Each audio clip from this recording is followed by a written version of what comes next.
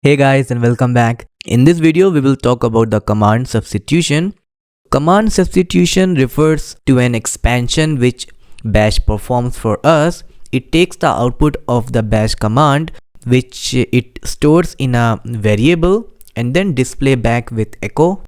One of the benefit that it offers is that it is simple and easy for having the single command line output. Like in case the output goes over a few lines, just like in case of ls command, then the newly trailing lines are removed when we use command substitution and the full content of output ends up on a single line only. I'll explain that using an example. So let's say I run ls, but in this directory I have only one file, so I'll just return back to the home directory. And I'm using ls command to list the files and folders here. And you can see that the output is expanded into multiple lines. And now let's see how we can use command substitution. So I'll just create a variable first, ls result equals dollar, then within bracket ls, close the bracket, enter, then echo. Then you can type any text.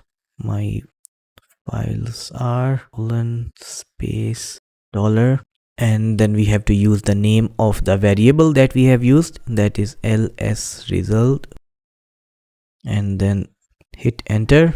And now you can observe that the result of the ls command has ended on a single line. It has not expanded into multiple lines, but all of the content of the folder or the directory has been written or expanded into a single line.